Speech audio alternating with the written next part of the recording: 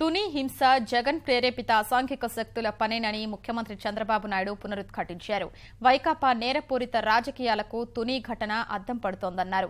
ఇలాంటి వైఖరిని గుర్తించే గత ఎన్నికల్లో గోదావరి జిల్లాల ప్రజలు ఆ పార్టీని చిత్తుగా ఓడించారని గుర్తు చేశారు.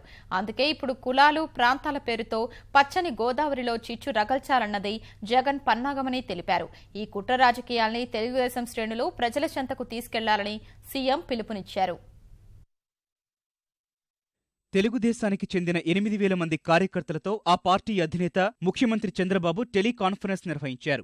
ఉభయ గోదావరి జిల్లాలు ప్రశాంతతకు పెట్టింది పేరున్న చంద్రబాబు కాపు సామాజిక ప్రజలు శాంతికాముకులని ప్రశంసించారు. ఈ తరహా హింస వారి నుంచి వచ్చింది కాదన్నారు. రాష్ట్ర అభివృద్ధిని ఆటంకపరచడమే అసాంఘిక శక్తుల ఉద్దేశమన్నారు.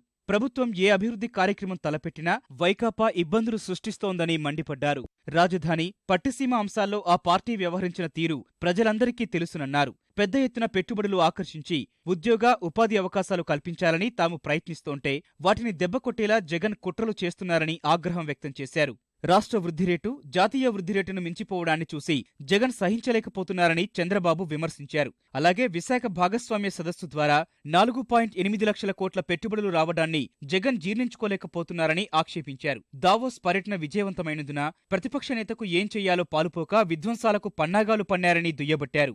2019 జాతీయ క్రీడలకు రాష్ట్రం ఆతిథ్యం ఇవ్వబోతుండడాన్ని హర్షించలేకపోతున్నారని ఆక్షేపించారు. తుని తరహా ఘటనలు సృష్టించి రాష్ట్రానికి పెట్టుబడిదారులు రాకుండా చేయడమే విపక్ష నేత లక్ష్యమన్నారు.